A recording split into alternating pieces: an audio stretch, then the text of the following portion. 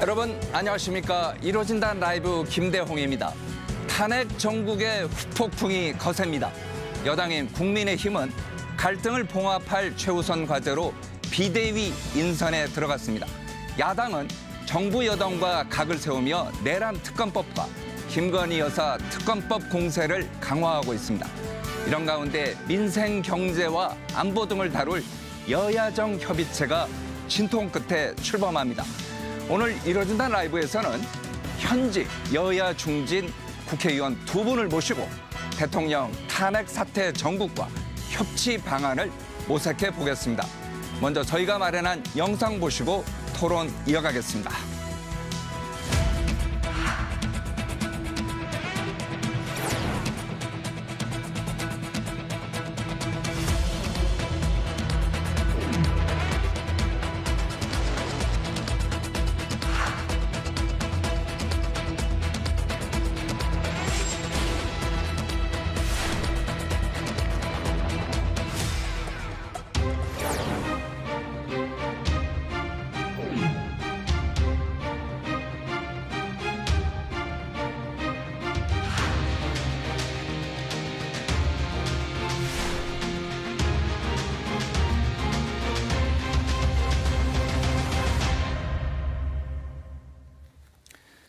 네, 오늘 함께 말씀 나눠주실 출연자 두 분 소개해드리겠습니다. 먼저 삼선 의원이시고 현재 국회 국방위원회 위원장을 맡고 계시죠. 국민의힘 성일종 의원 나오셨습니다. 안녕하세요. 네, 안녕하십니까. 역시 삼선 의원이십니다. 더불어민주당 전재수 의원 모셨습니다. 어서 오십시오. 네, 안녕하세요. 반갑습니다. 자, 두 분도 인사 나누시죠. 네, 반갑습니다. 네, 안녕하십니까. 반갑습니다. 예. 자, 현역 의원 두 분, 그것도 이제 당내에서 아주 무게가 있는 중진 의원 두 분을 모셨기 때문에 저희가 당내 사정부터 좀 알아봐야 될 것 같습니다. 먼저 국민의힘인데 국민의힘 보면은 배신자 논란 뭐 이런 것도 있고 의총에서 물병을 던지고 뭐 이랬다, 고성이 오갔다 이런 당내 갈등이 좀 심한 것도 같은데 사정이 어떻습니까? 물병이 던졌다는 것은 잘못된 그 뉴스고요. 그런 일은 없었습니다. 고성이 있었던 건 맞고 또 그 당시에 분위기로 봤었을 때는 저희 당이 계엄에 대해서는 절대로 있을 수 없는 일이다. 그리고 대한민국의 수준, 교육 수준, 민주주의에 대한 수준, 또 소득 수준 여러 가지가 봤었을 때 계엄은 있을 수 없는 일이잖아요. 그렇기 때문에 계엄에 대해서는 단호한 입장을 저희가 분명히 말씀을 드렸고 탄핵에 대해서는 이게 정치적인 문제인데 이 부분은 좀 설명을 좀 드려야 될 것 같아요. 탄핵은 굉장히 헌정이 중단되는 불행한 일입니다. 그렇기 때문에 탄핵으로 가지 말고 이 부분을 여야의 정치 협상으로 해결을 해보자. 네. 탄핵으로 가게 되면은 탄핵된 이후에 탄핵이 끝날 때까지 거리로 나오고 국가가 불안정해서 증시가 흔들리든가 환율이 흔들리고 여러 가지 국가적 비용을 너무 많이 우리가 지불을 해야 되거든요. 네. 그래서 이것을 여야의 협상 테이블에 올려서 우리가 선명한 정치 스케줄을 탄핵으로 가지 않고 이게 국민들한테 제시하게 되면 탄핵의 불안정성이 거의 해소가 되거든요. 우리가 한번 탄핵을 맞아봐서 그 비용을 우리가 지불한 적이 있었단 말이죠. 그래서 이것을 여야의 정치 협상으로 좀 풀어보자.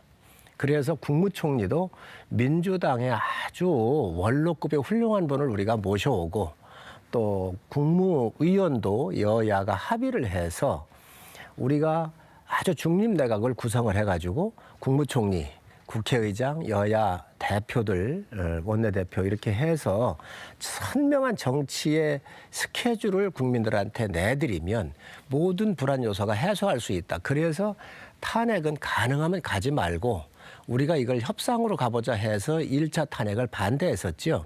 또 2차, 3차까지 가면서 우리가 이런 부분으로 하고 그래서 저희 당내에서 TF팀이 만들어져 가지고 그때 2월, 3월쯤에 가가지고 우리가 하야론을 얘기했던 거지요. 이 부분을 야당도 알고 있고 대통령실도 알고 있었어요. 그런데 이게 안 받아들여진 거예요.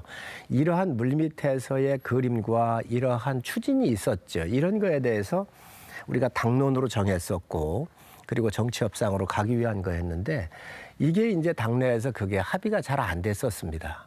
그래서 이제 탄핵에 찬성파가 나왔고 그래서 의총에서 좀 소란스러웠던 부분이 있었죠. 잠깐만요. 지금 이제 말씀하셨는데 자, 비상계엄 선포 이후에 보면은요. 국민의힘 당원들의 탈당이 이어지고 있는 것 같아요. 저희가 그래픽으로 만들어봤는데 한번 보시죠. 자, 국민의힘 당원 탈당 수 보면은 탄핵 12월 4일 그러니까 계엄 바로 다음 날이죠.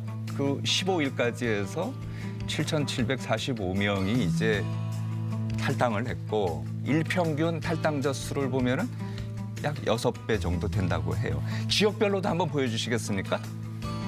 이거 지역별로 보면은 서울, 경기가 아주 많고요. 부산, 울산, 경남도 적지 않아요.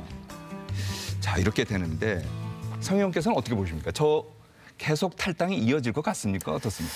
우리 국민들과 당원들한테는 너무 죄송하지요. 있을 수 없는 계엄이 이루어졌고 이에 대해서 실망하는 부분들이 탈당으로 이어지고 있는데 또 이러한 당의 위기가 왔을 때는 원래 여야를 막느라고 조금씩 탈당을 하십니다. 또 그게 정상이고요. 저희가 잘 수습하고 해서 또 앞으로 대한민국의 큰 대개조를 통해서 미래로 갈 수 있는 이 위기를 좋은 기회로 만들겠다는 말씀을 드리고 제가 좀 말씀을 드리자면 이제 그 위헌적이고 위법적인 비상계엄 그리고 그 이후에 국민의힘의 어떤 상황 그리고 지금 그러한 국민의힘을 바라보면서 국민의힘 당원들이 연쇄적으로 탈당을 하고 있는 이 상황을 저희들 야당 입장에서는 어떻게 좀 보냐면 지금 국민의힘에서 2번 연속 국민의힘이 배출한 대통령이 지금 탄핵을 당했습니다.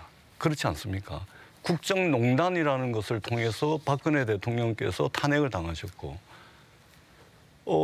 굉장히 비현실적인 위헌적이고 위법적인 비상계엄을 통해 가지고 형법상 내란죄에 해당하는 행위를 통해서 결국은 윤석열 대통령이 지금 탄핵을 앞두고서 이제 헌법재판소의 탄핵 심판을 앞두고 있지 않습니까? 자, 이쯤 되면 국민의힘이 배출한 두 분의 대통령이 연속적으로 탄핵을 당했고 탄핵을 당할 위기에 처했다면 저는 국민의힘이 좀 근원적이고도 근본적인 성찰 또는 이것의 원인이 무엇이고 두 번 다시 이런 일이 발생하지 않아야 되겠다라는 어떤 이런 대책들이 좀 나와야 되는데 여전히 국민의힘은 내부에 권력 투쟁하는 데 혈안이 돼 있습니다. 뿐만 아니고 우리 국민들이 분노하고 우리 국민들께서 실망하고 있는 이 부분이 무엇인지에 대해서는 전혀 관심이 없는 것 같아요.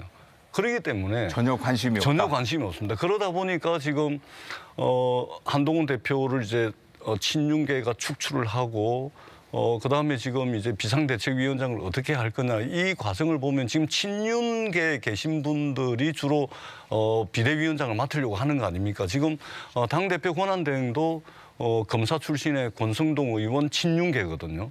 비대위원장도 아마 그 흐름으로 갈 겁니다. 그렇게 되면 우리 국민들께서 이 정말로 있을 수 없는 비상계엄을 해놓고 국민의힘이 여전히 무엇을 해야 되는지 제대로 방향을 잡고 있지 못하다. 이렇게 좀 가혹하게 평가할 수밖에 없습니다. 어떻게 생각하십니까? 저는 뭐 우리 전 위원장님 말씀하시는 거에 저희가 귀담아 들을 부분이 있고 또 저희가 성찰을 해야 한다고 생각을 합니다. 그걸 부인해서는 안 된다고 생각을 하고요. 그렇지만은 이 대한민국의 권력 구조에서 오는 이 불행한 사태가 여야가 있는 거 아니겠어요? 그렇죠. 우파가 정권 잡았을 때 이명박 대통령 때 광우병 쇠고기를 비롯해가지고 이 권력을 끌어내리는 거였어요. 박근혜 대통령 때도 그걸 하는 거였어요. 윤석열 대통령 들어와서도 이 권력을 끌어내리는 게 이 계엄의 사태 이전부터 공공연히 얘기를 했고 뭐 조국 당 같은 경우는 아예 당론으로 했었던 거거든요. 그러면 계속 상대 당에 대해서 권력에 대해서 끌어내리는 이 일들을 해왔는데 이게 과연 정상인가? 저는 이게 상대를 죽여야만이 내가 살 수 있는 이 대통령 중심제 하에서 이런 문제가 나온다고 보고 있거든요. 그래서 이에 대한 기본적인 모든 것들을 이번 이 위기가 왔을 때 새로운 각도로 우리가 접근을 해서 알겠습니다. 국가 위기를 극복할 그런 기회로 좀 삼을 수 있겠다 생각을 합니다. 예, 제가 한 말씀 드리지 않을 수가 없는데 지금의 이 위헌적이고 위법적인 비상계엄의 문제 그리고 형법상 내란죄에 해당하는 이 문제를 마치 이제 권력의 문제, 권력 구조의 문제 또는 대통령제를 채택함으로 인해서 발생할 수밖에 없는 어떤 문제 이것으로 치환을 하기에는 너무나 큰 사고를 윤석열 대통령과 국민의힘이 친 겁니다. 이 사태가 마무리가 다 되고 난 뒤에 자 우리가 그동안 수십 년 동안 쌓아올린 이 민주주의가 어느 순간 한순간에 무너질 수 있다. 그렇기 때문에 이 민주주의를 조금 더 공고화하고 어떤 위협에도 이 민주주의의 견고한 구조를 우리가 지켜나가기 위해서 어떻게 해야 되느냐. 이런 논의가 시작됐을 때 권력 구조의 문제라든지 또는 이제 대통령제 병폐라든지 뭐 이런 논의를 할 수가 있습니다만 지금 이 시점에 윤석열 대통령이 상상을 초월하는 군대를 동원한 이런 무도한 이 비상계엄, 내란 이걸 지금 해놓고서 지금 수습하는 과정에 이 문제를 마치 권력 구조의 문제로부터 발생할 수밖에 없는 필연적인 결과다.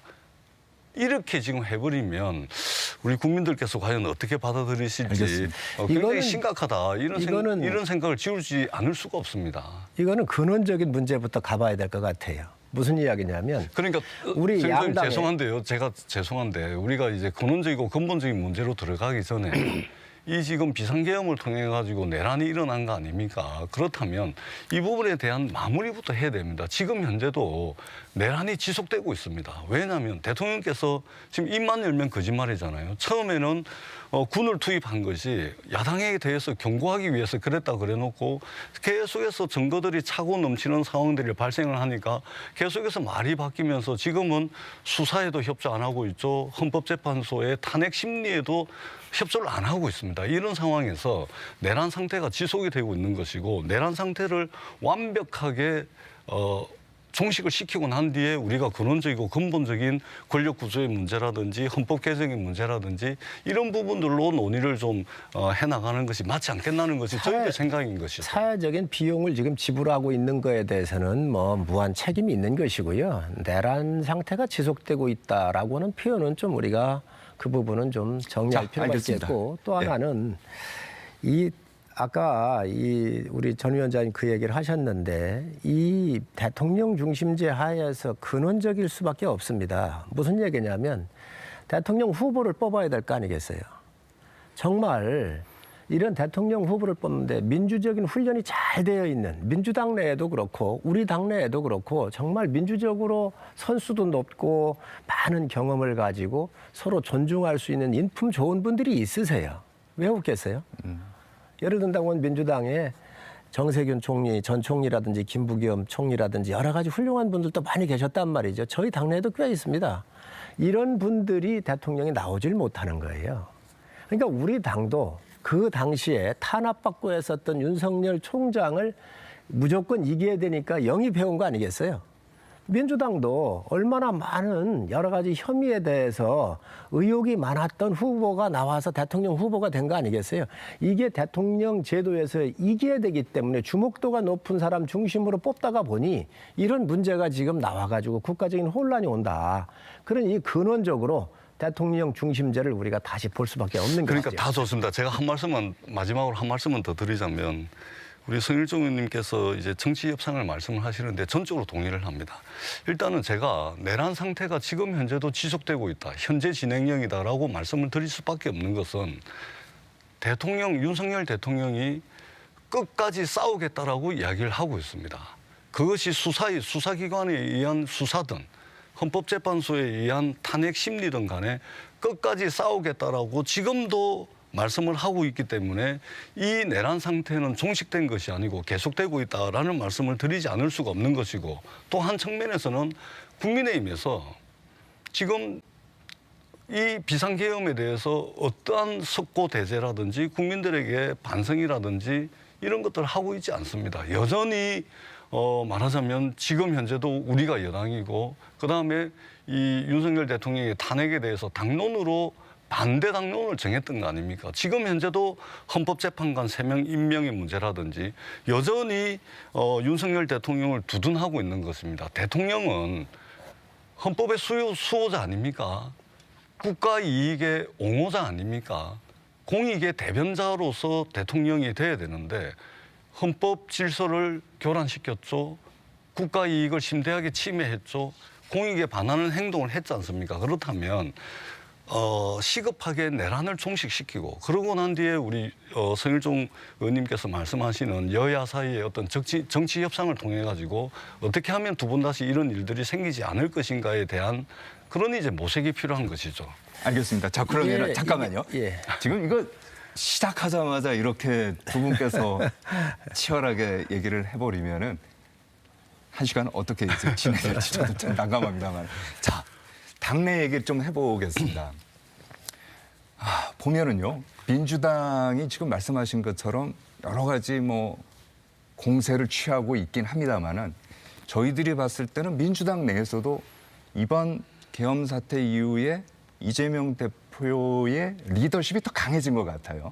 그리고 일각에서는 물론 이제 언론에서 나오는 얘기고 이재명 대표는 이런 얘기를 하지는 않았습니다만 조기 대선 체제 얘기를 민주당 내에서도 뭐 나온다고 하는데 실제로 그렇습니까? 지금 이제 당 내에서는 조기 대선에 대한 이야기는 의원들 사이에 공론의 수준까지는 가 있지를 않습니다. 지금 민주당이 가장 시급한 지금 현재의 가장 시급한 과제로 저희들이 생각을 하는 것은 현재 진행되고 있는 내란 상태를 종식하는 겁니다. 내란 상태를 종식하지 않고서 조기 대선을 생각을 할 수가 없는 것이죠. 그렇기 때문에 당내의 여러 의원들 또는 의원총회라든지 뭐 여러 이 논의 과정 속에서 지금 현재 가장 중요한 것은 내란을 하루빨리 종식시키는 것이다. 그리고 이 내란을 종식시키는 것은 수사기관의 철저한 수사 그리고 헌법재판소의 탄핵 심리를 최대한 빠른 시간 안에 종결시키는 것이 당내 가장 큰 현재 관심 사항입니다. 그러면은 이제 향후의 정치 일정이 정해질 거 아닙니까? 그 속에서 이제 대선에 대한 논의가 이루어져야지 지금 섣불리 내란 상태가 지속되고 있는데 대선을 논의할 상황은 전혀 아니다. 이 말씀을 드리지 않을 수가 없고 다만 당대표가 외신 기자 간담회도 하고 또 우리 기업인들을 만나고 또 민생 행보를 하는 것은 지금 현재 이 탄핵 국면에서 경제가 휘청거리고 있습니다. 네. 대외 신인도가 흔들리고 있습니다. 민생이 위협받고 있습니다. 그렇기 때문에 가장 많은 의석수를 가지고 있는 제1야당인 민주당의 대표가 이런 부분에 대해서 신경을 안 쓸 수가 없습니다. 내팽개칠 수가 없는 것이죠. 그런데 그러한 행보들이 이제 대선 행보로 비춰질 수는 있으나 그것은 절대 아니다라는 말씀을 드리겠습니다. 헌재 결정을 빨리 내놔야 된다라는 게 이재명 대표의 사법 리스크와 연관되는 건 아닌가요? 그러니까 그것은 이제 정치적 해석인 것이죠. 정치적으로 바라보자면 그렇게 해석을 할 수가 있죠. 그런데 역으로 한번 생각을 해보자면 지금 대한민국 경제의 가장 큰 리스크는 윤석열 대통령입니다. 대한민국 외교와 대한민국 안보의 가장 큰 리스크는 지금 현재 윤석열 대통령입니다. 윤석열 대통령이 국민들과 계속해서 끝까지 싸우겠다라고 말씀하는 것이 이 예측 가능성을 훼손하고 있는 상태입니다. 그렇기 때문에 그렇다면 지금 국회의 제1야당인 민주당 그리고 민주당의 당대표가 여러 가지 행보들을 하지 않을 수가 없는 것이죠. 그런 측면에서 야당의 역할에 충실하게 하고 있다라고 저희들은 이제 생각을 하는 것이고 모든 것이 내란 행위가 다 종식되고 탄핵 심판이 끝나고 난 뒤에 그때 정치 일정으로서 어떤 대선 후보로서의 어떤 행보라든지 이런 것들이 이제 이루어질 것이다. 그렇게 생각합니다. 윤석열 대통령의 리스크를 얘기를 하셨어요. 그건 맞는 말씀입니다. 그러면 이재명 리스크는 국가의 리스크가 아닙니까? 다 똑같습니다. 우리가 그 부분들을 다 인정하고 가야 양심 있게 이 문제를 풀어낼 수 있다고 생각을 하고요. 이미 민주당 대선 캠프가 작동되고 있습니다. 뭐 공공연히 다 소문나 있잖아요. 그리고 이재명 대표가 뭐 경제와 관련된 사람들 데려다가 본인이 사회 보면서 하고 있는 이러한 지도자로서의 선거 캠프를 지금 선거 운동을 하고 있는 거거든요. 지금 가장 이 선거를 빨리 해야 되는 사람 중에 한 분이 이재명 대표입니다. 다른 사람은 없습니다.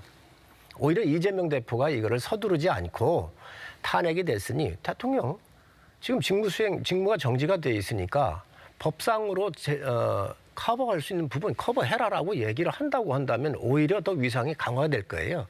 근데 그게 그렇게 못하고 있잖아요, 지금 현재. 왜 그러냐? 이분도 2심과 3심에 대해서 시간적으로 쫓기고 있거든요. 그러다가 보니까 이러한 국가적인 위기가 계속 점증하고 있는 거예요.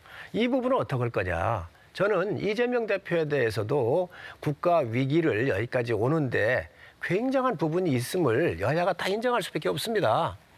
이런 부분은 또 묻어놓고 얘기를 한다고 그러면 우리가 대한민국이 미래로 나가는데 길을 열기가 어렵지요. 아니 저는 우리 성일조 의원님께서 뭐 국민의힘 입장을 완전히 무시할 수 없어서 그렇게 말씀하신다라고 이해는 하겠습니다. 그런데 한번 보십시오. 지금 윤석열 대통령께서 비상계엄을 통해 가지고 또 친위 쿠데타를 통해 가지고 세계 언론에 또 이제 주목을 받으면서 말하자면 대한민국 경제, 대한민국 외교 안보상의 가장 큰 리스크가 돼 있는데 거기에다가 또 야당 대표의 어떤 사법 절차를 가지고서 또 물타기를 한단 말입니다. 그러니까 우리 야당이 계속해서 윤석열 정부 내내 저희들이 주장했던 것은 뭐냐면 집권 여당의 대통령 리더십에 무슨 문제가 생길 때마다 그것을 전 정부 탓을 하고 또 야당 탓을 하고 또 언론 탓을 하면서 아니 언제까지 그렇게 남 탓하고 있을 거냐라고 저희들이 계속해서 되물었거든요. 근데 지금 이 위헌적이고 위법적인 비상계엄 상황에서 내란이 지속되고 있는 이 상황에서도 이 엄중한 상황에서도 여전히 야당 대표 사법 리스크 이야기를 하고 있단 말이죠. 이것을 지켜보는 우리 국민들이 과연 누구에게 기대해야 되는 겁니까? 저는 2번 연속 탄핵당한 대통령을 배출한 국민의힘이 정말로 좀 제정신을 차리고 지금 이 엄중하고 엄혹한 국면을 제대로 좀 봐야 된다. 이 말씀을 드리지 않을 수가 없습니다. 전 의원님 말씀하신 거에 저희가 상당 부분 수용을 해야 돼요. 맞습니다. 그리고 대통령이 계엄을 한 거에 대해서 국가적 비용이 지불을 해야 되고 이 혼란스러움에 대해서는 저희가 국민한테 뭐라 말씀을 드릴 수 있겠어요. 무조건 죄송하고 송구하지요. 그런데 말로는 그렇게 하시는데 행동이 뒷받침이 안 되고 이재명 있습니다. 대표의 사법 리스크는 이 계엄의 이전부터 이어져 온 거예요. 지난 대선에서부터 민주당의 후보들 간에도 이게 문제가 불거졌었고 그로부터 나온 문제예요. 그리고 이게 계속 수사해 오는데 이게 정치 탄압이고 정치 검찰이 자기를 죽이기 위해서 일부러 만들어졌다고 지금까지 해온 거 아니겠습니까? 자, 그런데 이런 것들이 지금 이 부분하고 함께 이 탄핵의 이 국면하고 시간적으로 오버랩이 된 거예요. 그러다가 보니까 이 위기 요인이 있는 거라는 거죠. 이거는 뭐 국민들이 다 알고 있는 거 아닌가요? 그러니까 다시 한번 말씀드리지만 의원님 가장 지금 현재 저희 물타기 하는 게 아니에요, 전 의원님. 그러니까 지금 물타기 하는 게 아니고 여야가 공이 이 부분은 서로 인정할 필요가 있다. 예, 그럼요. 예, 다 좋습니다. 그러니까 지금 현재 가장 시급한 문제, 우리 경제에서 가장 시급한 문제, 우리 국익과 관련해 가지고 가장 시급한 문제, 우리 경제와 관련해서 가장 시급한 문제, 그리고 국민들 대다수가 지금 현재 가장 시급하다라고 말씀하시는 것은 내란 상태를 종식시키는 것입니다. 그리고 이 내란 상태를 종식시키고 난 뒤에 그것이 무슨 대통령 선거와 관련된 정치 일정이든 그것은 그 이후의 문제입니다. 그렇기 때문에 지금 이 상황은 국민의힘이 대호각성해서 내란 상태를 종식시키고 국민들의 요구에 부합하는 그런 집권 여당의 모습을 보여주시는 것이 가장 시급한 문제다. 알겠습니다. 뭐 저희가 그 책임을 없다고 부인할 수 어떻게 하겠어요. 분명히 저희한테 책임이 있고 집권 여당으로서 무한 책임을 갖고 있습니다. 그렇기 때문에 국민들한테 정말 송구하다는 말씀을 드리고 사실 저희도 몰랐잖아요. 이게. 대통령께서 해서 저희도 날벼락 맞은 같은 그런 느낌이에요. 그렇지만 저희가 저희 당에서 배출한 대통령이기 때문에 그 책임을 함께 공유할 수밖에 없는 것이죠. 지금 내란 상태가 계속 지속되고 있다고 그러는데 민주당이 그전부터 얘기했잖아요. 탄핵으로 하는 게 민주적인 절차라고. 지금 우리가 이 부분에 대해서 비용을 지불하고 주말을 국민들께서 뺏기고 하는 부분에 대해서는 굉장히 죄송스럽고 문제가 있지만 내란이 지속되고 있다라고 하는 이 부분에는 동의할 수가 없습니다. 자, 알겠습니다. 이제 대한민국 법률의 절차에 의해서 네. 이것들이 지금 현재 진행되고 있는 것이지요. 이걸 마치 내란이라고 하면 누가 총 쏘고 하는 이런 부분으로 할 수가 이렇게 느낄 수 있잖아요. 그렇기 때문에 이런 용어는 좀 우리가 좀 자, 다음 조심할 필요가 단계로 있다고 넘어가 생각합니다. 보겠습니다. 예, 제가 짧게 말씀드린 제가 이제 말씀드리는 내란 상태가 지속되고 있다는 것은 여전히 혼란스러운 상태가 지속되고 있지요. 대통령께서 비상계엄을 한 것에 대해서 수사기관의 수사에 응하고 있지는 않습니다. 헌법재판소에 탄핵 심리 서류 보냈는데 서류도 안 보내고 있습니다. 생일 선물은 받으면서 헌법재판소에 탄핵 심리 이 서류는 받고 있지 않습니다. 그렇기 때문에 대통령의 행태를 볼 때 내란 상태가 지속되고 그러면요. 있다라는 잠깐만요. 말씀을 드리는 것이죠. 제가 질문 하나 드리고 싶은데 지금 말씀하신 것처럼 대통령이 서류 송달한 거를 받고 있지 않다. 그래서 이게 내란죄다라고 지금 말씀을 하시는데 그럼 이재명 대표가 법관 기피 신청을 하면서 재판을 지연하는 건 어떻게 봐야 돼요?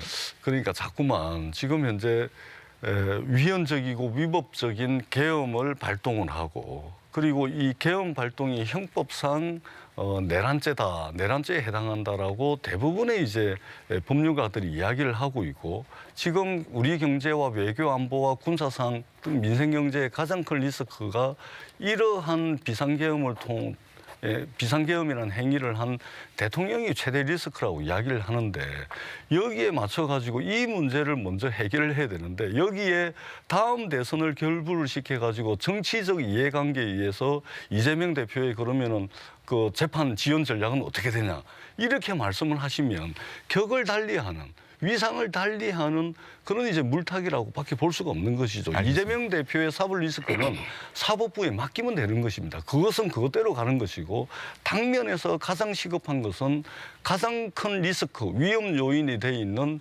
대통령의 반헌법적이고 법률에 반하는 이 행위들을 종식시키는 것이 시급한 당면한 가장 큰 문제라는 것이죠. 그 종식에 대한 문제를 지금 대한민국의 사법 절차가 진행이 되고 있잖아요. 이재명 대표의 사법적인 절차를 사법부에 맡기자고 얘기했듯이 우리 대한민국도 대통령이 계엄이라고 하는 참 해서는 안 될 이런 부분들에 대해서 했기 때문에 우리 국민들이 이 부분들에 대해서 분노한 거 아니겠어요? 이 부분에 대해서도 우리 국민이 사법적 절차에 맡기자고 하는 거에 다 공감을 하고 있단 말이죠. 피하자는 게 아니잖아요. 그래서 헌재는 헌재대로 돌아가고 있고 또 사법기관은 사법기관대로 지금 현재 이게 진행되고 있으니까 예. 성숙한 국민의식에 맞게 한번 맡겨보시죠. 자, 이거로 이제 넘어가 보죠. 뭐냐면요. 한덕수 국무총리가 이제 대통령 권한대행하고 있지 않습니까? 권한대행의 권한은 어디까지인가? 이 얘기를 좀 저희가 좀 나눠봐야 될 것 같아요. 먼저 며칠 전이죠. 한덕수 대행이 양곡법 등 이제 6개 법안에 대해서 거부권 행사하지 않았습니까? 그러면서 왜 거부권을 할 수밖에 없었는지 얘기를 했는데 그걸 한번 들어보시겠습니다.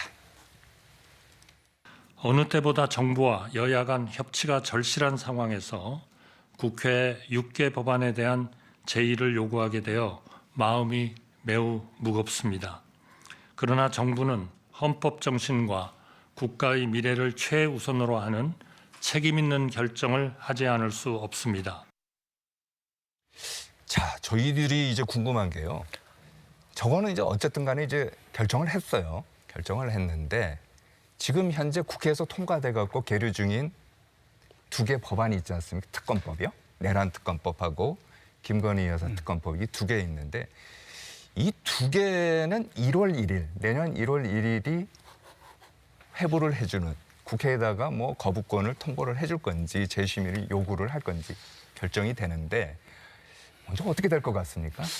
일단은 국회에서 통과된 이 법안에 대한 이제 거부권 행사 시점이 내년 1월 1일입니다. 그렇죠. 아마 저희들이 예상을 하기에는 12월 31일 올해 안에는 아마 대통령 권한대행 한덕수 총리께서 이제 결정을 하실 것으로 보이는데 가부를 결정할 거예요. 예, 그렇습니다. 그런데 이제 그 앞서서 양곡법을 비롯해서 6개 법안은 이전에 몇 번씩 이제 대통령이 거부권을 행사했던 법안들이거든요. 네. 그러니까 대통령이 거부권을 행사했던 그 법안의 연속선상에서 아마 한덕수 총리가 이제 그 거부를 한 것으로 저희들은 평가를 합니다. 다만 내란 특검법, 그다음에 김건희 여사 특검법의 경우에는 한덕수 총리가 다른 선택을 할 가능성이 저는 충분히 있다고 봅니다. 만약에 이것조차도 거부를 하게 되면 결국은 이번 내란의 소극적 가담자든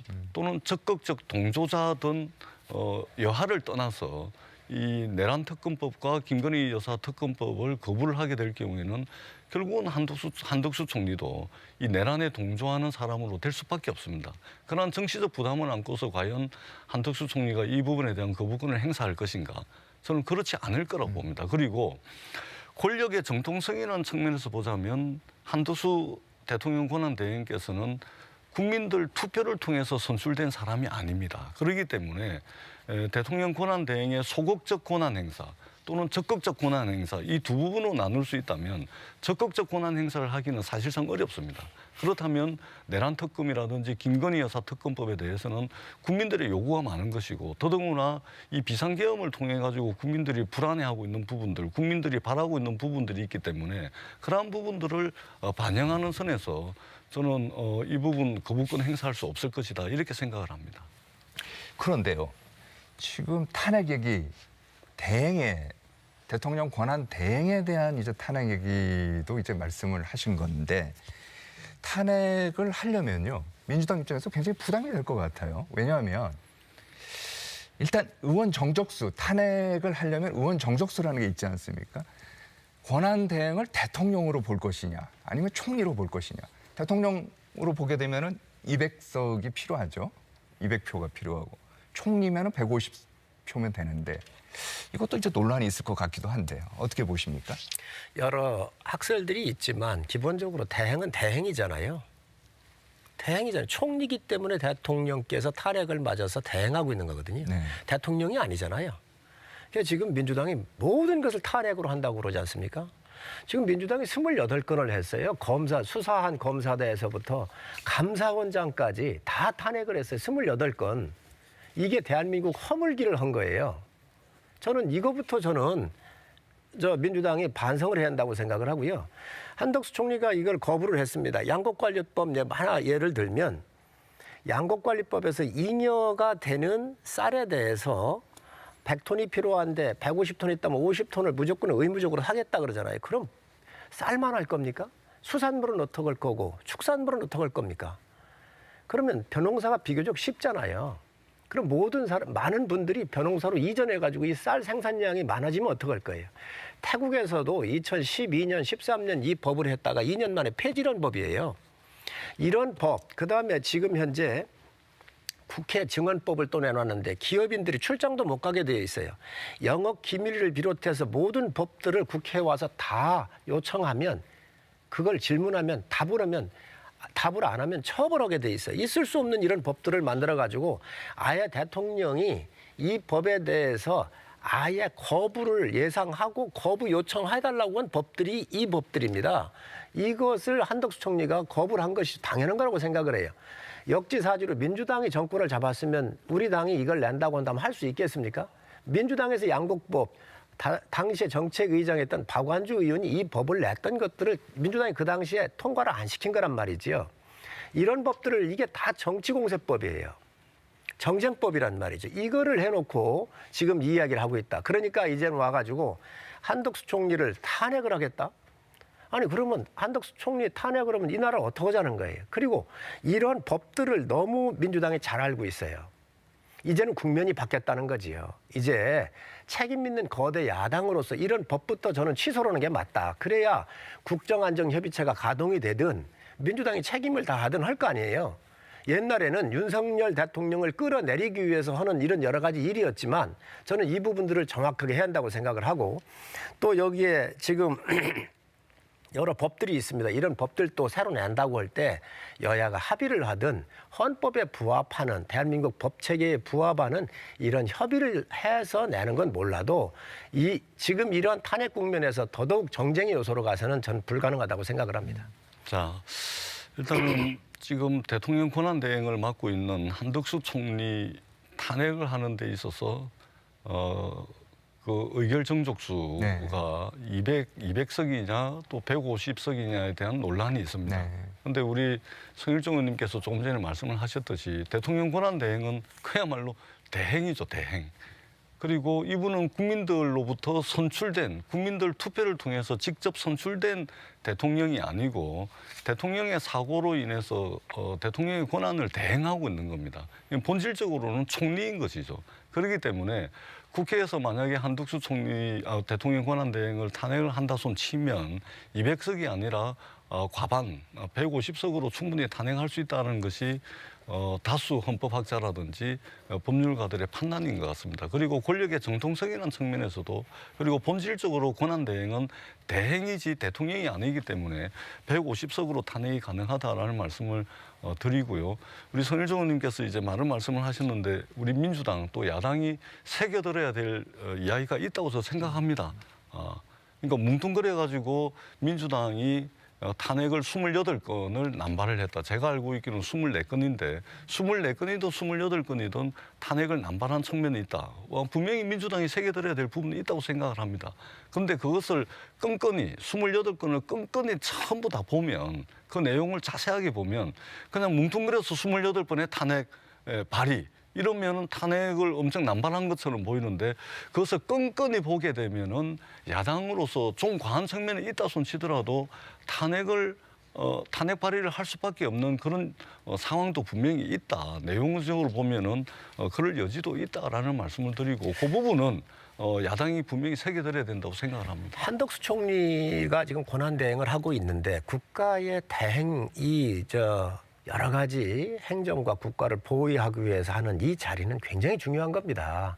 그렇기 때문에 대통령도 국무총리하고는 틀리게 200석을 해놓은 거 아니겠어요? 그런데 지금 한 총리를 탄핵을 한다고 겁을 준다고 하는 게 정상적인 지금 거대 야당이 할 일이냐. 저는 있을 수 없는 일이라고 생각을 해요. 그러니까 이런 부분에 대해서 신중해야 되고 또 지금 대통령 자격으로서 대행을 하고 있는 거죠. 대통령의 직무를 법에 의해서 지금 대행을 하고 있는 거잖아요. 그렇죠. 이 부분에 150석, 200석 이게 중요한 게 아니에요. 만약에 또 여기에서 이 양곡관리법이나 국회 증언법 같은 이런 법들을 거부했다 그래가지고 이게 헌법에 합치가 안 되잖아요. 다 논리가 있잖아요. 이런 부분에 대해서 정치적 목적 때문에 총리를 대행을 또 탄핵을 한다? 이거 지금 민주당이 책임질 수 있습니까? 자, 저도 개인적으로 한덕수 총리가 탄핵되지 않기를 바랍니다. 정말 그렇습니다. 그런데 한덕수 총리 권한대행께서 대통령 권한대행께서 탄핵을 당하지 않는 선택권이 본인에게 있습니다. 자, 대통령의 불법적인 군사 무력을 동원한 불법적인 비상계엄에 대항해가지고 우리 시민들이 이 장갑차를 막아세우고 국회의원들이 담을 넘고 언론이 그것을 생중계하면서 이것을 전 세계에 알리고 하면서 윤석열의 불법적이고 위헌적인 비상계엄이 수포로 돌아갔습니다. 거부당한 것이죠. 그렇다면 그러한 것을 막아낸 우리 국민들의 요구, 우리 국민들의 뜻을 한덕수 대통령 권한대행께서 제대로 반영하는 선택을 해주시면 탄핵 안 당하는 것이죠. 그런데 이러한 국민의 요구와 정반대의 선택을 한다든지 또는 이 비상계엄과 관련된 내란과 관련된 범죄를 두둔하고 옹호하고 내란 상태가 지속되는 것을 방치한다면 그것은 씻을 수 없는, 돌이킬 수 없는 범죄 행위가 되는 것입니다. 그것을 야당이 두고 볼 수는 없는 것이죠. 그래서 근본적으로는 탄핵이 안 되기를 바랍니다. 다만 국민들의 요구에 정확하게 부합하는 선택을 대통령 권한대행께서 하셔야 된다. 이것이 전제 조건이다라는 말씀을 드리겠습니다. 저 동의하는데 민주당에서 그러면 정쟁 상품으로 했었던 여러 가지 법안들에 대해서는 취소를 하셔야 됩니다. 그리고 지금 한덕수 국무총리 대행이 거부권 행사를 한 이 법안들에 대해서 위헌적 요소가 없습니까? 분명히 있잖아요. 그렇기 때문에 이 부분에 대해서 거부를 한 거거든요. 자, 이 부분에 대해서는 민주당이 이제는 정쟁적 요소를 걷어내고 잠깐만요. 제가 이제 하나 더 정리를 좀 하고 싶은 게 이제 권한대행에 대해서는 뭐 충분히 시청자분들도 이해를 하셨을 것 같고요. 권한대행이 또 결정해야 될 굉장히 중요한 것 중에 하나가 헌법재판관 3명에 대해서 이거 어떻게 할 거냐. 이게 이제 굉장히 중요할 것 같아요. 그런데 지금 보면은 국민의힘 입장에서는 하면 안 된다는 거죠. 헌법재판관 3명. 법적으로 좀 문제가 있지요. 선례가 있고. 네. 예. 저 민주당 입장에서는 빨리 예. 해야 된다는 거죠.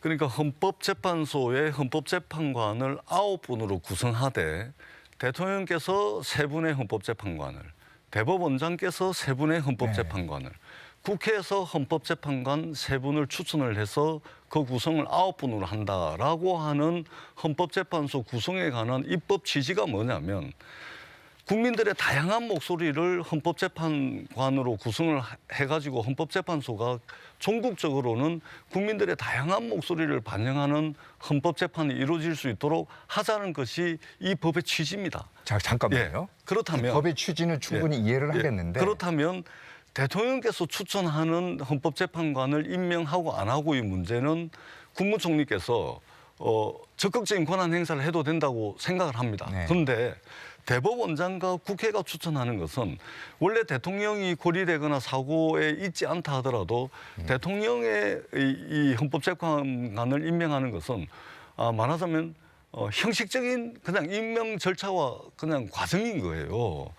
그렇기 때문에 당연히 대통령에게도 그러할진데 대통령의 권한대행이 이것을 적극적 권한 행사 차원에서 거부한다?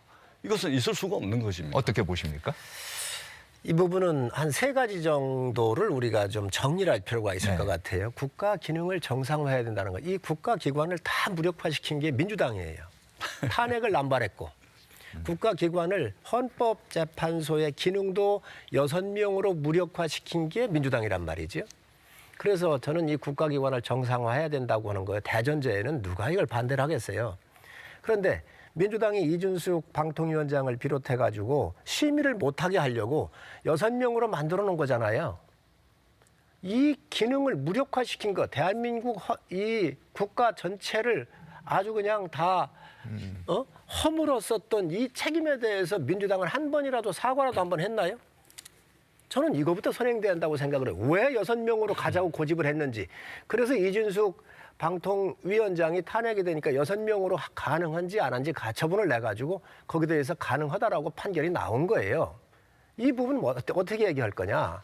우선 난 민주당에 이 부분에 대해서 국민들이 납득할 만큼 사과라든지 무슨 얘기 하나도 없지 않았습니까? 저는 이 부분을 분명히 얘기한다고 생각을 하고 또 2번째 맞습니다. 전 의원님 말씀이 맞습니다. 3권 분립의 체계 하에서 대통령이 3명, 국회가 3명, 대법원에 3명 하게 돼 있죠. 골고루 의견을 들어서 할 수 있도록 한 건 맞아요. 맞는데 지금 국회가 대통령을 탄핵을 소추했단 말이죠.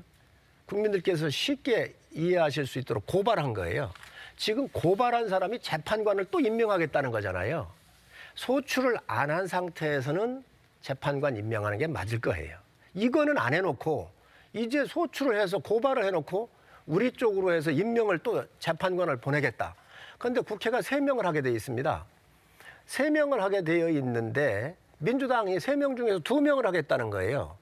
원래 여야가 1명씩을 하고 또 1명에 대해서는 합의를 해왔습니다. 지금까지 모든 기능이 다 저희가 150석 이상일 때도 다 합의를 해왔습니다. 이번에 2명을 다 추천하겠다는 거예요. 그것도 소추된 상태에서 또 재판관 2명을 가져가겠다는 거잖아요. 합의 정신이 없는 거예요. 누가 객관적으로 이걸 보겠습니까? 전 이거 문제가 있다고 생각을 해요. 3번째는 그러면 전례는 어떠냐? 어떤 게 있느냐? 2017년도에 이정미 재판관이 3월 13일 날 2017년도 3월 17일 날이 3월 13일 날 임기가 만료했어요. 그때 이 문제가 있었습니다. 당시 민주당의 당대표가 추미애 대표였어요. 소장이 됐든 헌법재판관이든 이 부분에 대해서 이 헌법재판소에 임명하는 것에 대해서는 대행이기 때문에 하면 안 된다 그랬어요. 박범계 장관도 얘기를 했고 다 얘기를 했습니다. 그때에 황교안 권한대행이 민주당 편 이야기를 들은 거예요. 그래서 이 임명을 안 한 선례가 있습니다. 과거의 전례가. 왜? 대행은 그냥 순수하게 관리적 측면에 있기 때문에 안 했다. 이 선례를 우리가 보지 않을 수가 없는 것이죠. 짧게 반론해 주시죠. 예, 우리 성일종 의원님께서 아주 길게 말씀을 하셨는데 저는 헌법재판소가 9인 체제에서 지금 이제 6인 체제로 돼 있는 것조차도 또 야당 탓, 또 남 탓한다라고 말씀을 하시는 것으로 저는 이제 생각을 하고 있고요. 설사 그렇다 하더라도 6인 체제에서 이진숙 방송통신위원회 위원장에 대한 탄핵 심리는 헌법재판소의 판단으로 계속 진행될 수 있다라고 해가지고 진행하고 있는 사안입니다.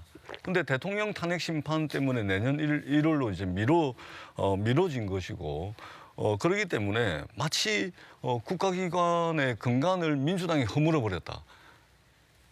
이것은 또 야당 탓, 또 이전에 했던 언론 탓, 전 정부 탓의 연장선상이라고 밖에 생각을 할 수가 없는 것이고, 정말로 이게 헌법 기능 또는 국헌 체제, 이것을 무너뜨린 것은 전국적으로는 대통령께서 비상계엄을 통해 가지고 무너뜨린 것이죠. 이것조차 이제 야당의 책임으로 돌리는 것은 저는 맞지 않다, 이 말씀을 드리는 것이고. 그건 아니죠. 그다음에 헌법재판소 헌법재판관의 임명과 관련해 가지고 선례를 말씀을 하셨는데, 지금 이제 권성동 국민의힘 원내대표께서도 당시 박근혜 대통령 탄핵 소추위원장으로서 하신 말씀이 있는 겁니다. 그러니까 이 말을 끌어다 쓰면은 우리 주장이 맞는 것이고, 저 주장을 끌어다 쓰면은 저쪽 사람 이야기가 맞는 겁니다. 그렇게 판단하지 마시고, 예, 우리가 정말로 헌법과 법률에 맞춰 가지고 이 부분을 바라보면 답은 나와 있다, 이렇게 생각을 합니다. 국민들이 선출하지 않은 대통령 권한대행이 어떻게 적극적인 말하자면 권한을 행사할 수가 있겠습니까? 소극적 권한 행사에 머물려야 되는 것이죠. 그런 측면에서 본다면 답은 정해져 있다, 이렇게 생각을 합니다. 여야 의원들이 각각의 의견을 전 내는 거 있을 수 있는 일이라고 생각을 해요. 그런데 당시에 추미애 대표는 민주당의 공식 입장입니다. 당대표에. 그리고 그 당대표와 그런 의견을 들어서 황교안 권한대행이 민주당에서 주장한 그 일리에 맞게 임명을 안 했다는 것이죠. 또 국회도 그 당시에 민주당이 3월 13일이면은 최소한 1개월 전에는 인사청문회를 열었어야 될 거 아니겠어요? 이정미 재판관이 3월 13일이었고 이선의 재판관이 양승태 당시 대법원장이 임명을 해서 보내니까 그것도 그 이후에 임명을 했단 말이죠. 이 선례가 저는 누가 보더라도 객관성이 있다. 우리가 모든 게 법에 명시가 안 돼 있으면 선례 같은 걸 보잖아요. 그렇기 때문에 저희가 윤 대통령을 보호하고 이런 측면이 아니라 지금까지 민주당이 해왔었던 국가 허물기에 대한 헌법재판소의 무력화 시도했었던 이런 부분에서부터 저는 민주당이 이런 부분은 국민한테 사과를 하고 시작하는 게 알겠습니다. 맞다고 생각을 합니다. 또 이제 분위기가 뜨거워지는 것 같습니다. 자, 지금까지 여야 당 사정 그리고 헌재 심리 쟁점들 살펴봤고요. 이어지는 순서에서는 속도를 내고 있는 대통령 수사 상황 그리고 이후 전개될 정치권 상황들 이제 분석해 보겠습니다. 먼저 저희가 준비한 영상 보시고 토론 이어가겠습니다.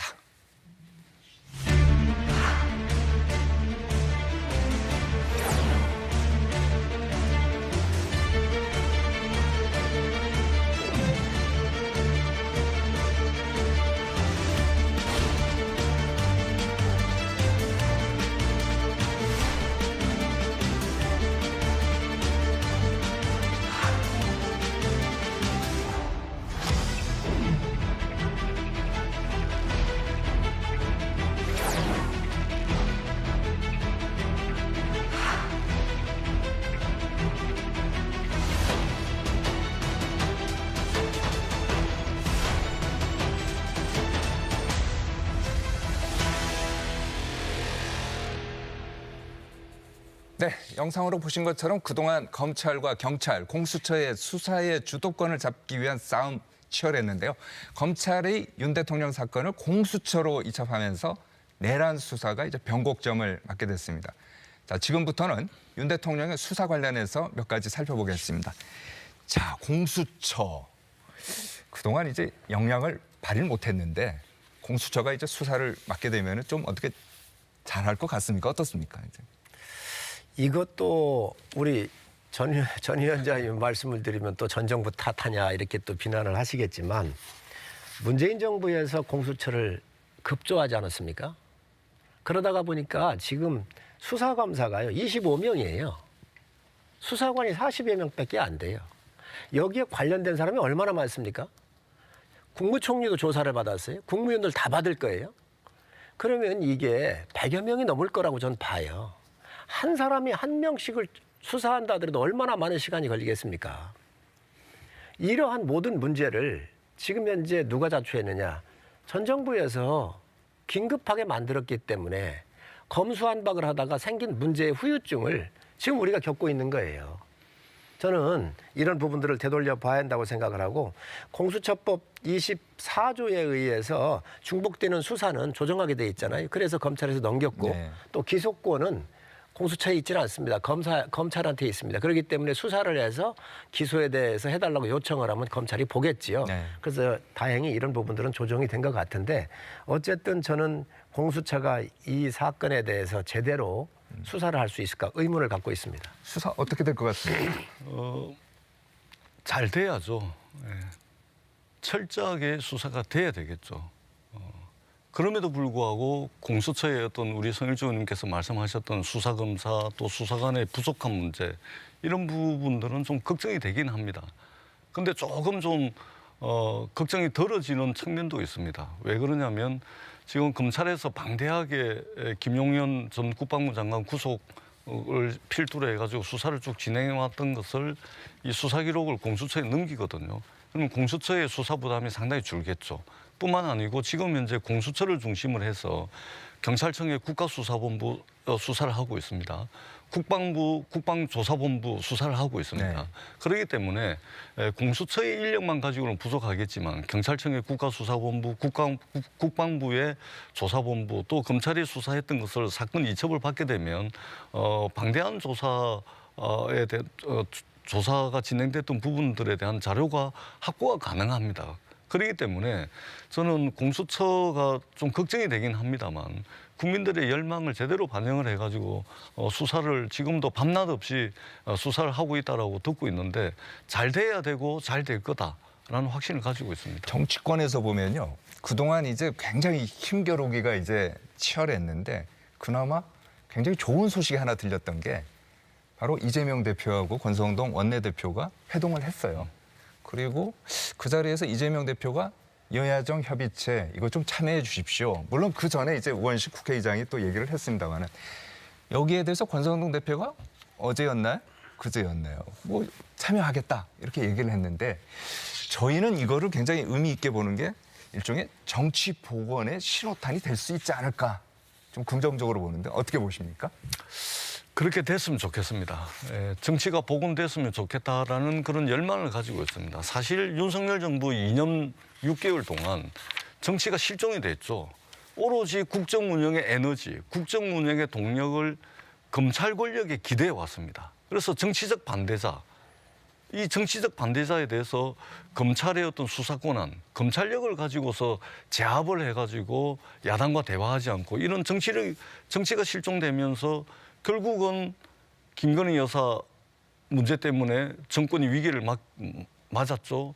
명태균 게이트 때문에 정권이 위기를 맞으니까 이 대통령께서 윤석열 정권의 위기를 대한민국의 위기로 인식하면서 완전히 상상을 초월하는 비상계엄을 한 것이거든요. 네. 그런 측면에서 보자면 저는 정치가 복원돼야 된다. 그리고 그 출발점으로 가장 이 위기의 순간에 여야정 협의체를 통해 가지고 외교의 문제, 민생의 문제, 경제의 문제 이런 것들을 우리가 좀 국민들 걱정하지 않으시게 해나가는 이것은 굉장히 의미 있다. 실질적 성과를 낼 수 있도록 좀 여야가 좀 노력을 해야 된다. 이렇게 생각을 합니다. 어떻게 보십니까? 국회 이번에 우원식 의장께서 이러한 계엄의 전국에서 보여줬던 리더십, 국회의장으로서 역할 이런 건 굉장히 저는 아주 긍정적으로 보고요. 제가 여야 의원들 함께 유엔사 후반기진 일본에 가 있었을 때 계엄이 났거든요. 제가 같이 가신 분이 추미애 의원이셨습니다. 아침에 새벽 6시에 귀국을 조기 귀국을 하면서 정말 의장님께서 보여주셨던 리더십은 훌륭했다라고 제가도 말씀을 드렸는데 국회의장이 제안하는 게 맞습니다. 양당은 아무래도 정쟁의 요소가 있어요. 자기 유리한 쪽으로. 그렇기 때문에 국회의장께서 정치를 복원하고 또 지금 민생의 법안과 관련된 TMF법이라든지 예금자 보호법, AI 관련된 이러한 미래에 대한 법 이런 부분들에 대해서 여야가 만나가지고 또 저는 이런 협의체를 한다고 보는 것은 상당히 긍정적으로 보고 있습니다. 자, 저희가 초반에요. 너무 진지해갖고 다뤄야 될 여러 가지가 있습니다. 개헌이라든지 정치 발전이라든지 여러 개 있는데 그거는 다음 시간에 저희가 두 분 약속드리겠습니다. 다시 모셔갖고 그 부분 집중적으로 하고요. 마지막으로 미처 못다한 말씀이 있다면 짧게 1분씩만 얘기해 주십시오. 네, 저희가 참 어려운 시기를 겪고 있고 그리고 참 있어서는 안 될 그런 계엄이라고 하는 국가적인 불행한 사태를 맞았습니다. 다시 한번 국민들께 송구하다는 말씀을 드리고 왜 하늘이 우리한테 이런 시련을 주셨을까 생각을 해보면 87년에 직선제에 대한 내 손으로 대통령을 뽑아야 되겠다는 열망 때문에 직선제가 도입된 이후로 대통령 중심제의 피해가 그대로 지금 국민이 안고 오고 있는 겁니다. 이제 이런 하늘이 준 기회를 통해서 우리가 이 권력 구조를 바꿔가지고 미래로 갈 수 있도록 좋은 기회가 될 수 있도록 최선을 다하겠다는 말씀드립니다. 네, 전 의원님 짧게. 예, 이번 윤석열 대통령의 12월 3일 비상계엄을 통해 가지고 우리 국민들께서 한국의 민주주의는 대통령보다 더 강하다. 이것을 보여주셨습니다. 한국의 민주주의가 얼마나 취약하고 얼마나 쉽게 무너질 수 있는지를 보여준과 동시에 한국의 민주주의가 더 강력하게 작동하고 있다. 이것을 우리 시민들께서 몸소 보여주셨습니다. 우리 시민들의 이런 열망을 우리 정치권이 제대로 좀 받들어가지고 더 좋은 민주주의, 더 강력한 민주주의, 더 정교한 민주주의를 만들기 위해 가지고 윤석열 이후를 저희들이 이제 준비를 해야 됩니다. 그러려면 현재 진행되고 있는 내란 상태를 빠른 시간 안에 종식시키고 새로운 윤석열 정부 이후를 준비하는데 여야가 머리를 맞대야 되고 특히 국회 다수 의석인 야당인 민주당이 더 이제 최선을 다해야 되겠다 이런 이제 다짐의 시간을 가져봅니다. 알겠습니다. 두 분 감사합니다. 네, 고맙습니다. 계엄 사태 이후 한국 경제가 불안합니다. 환율은 치솟고 주가는 하락하고 연말인데도 내수 한파는 더 매섭습니다. 여기에 당장 다음 달이면 경제와 안보를 총망라하는 트럼프발 초대형 폭풍도 몰려옵니다. 국민들의 민생 경제 그리고 국가 안보 문제만큼은 여야가 초당적으로 힘을 합쳤으면 좋겠습니다. 이루어진다는 라이브 오늘은 여기까지입니다. 시청해주신 여러분 감사합니다. 저희는 다음 주에 뵙겠습니다.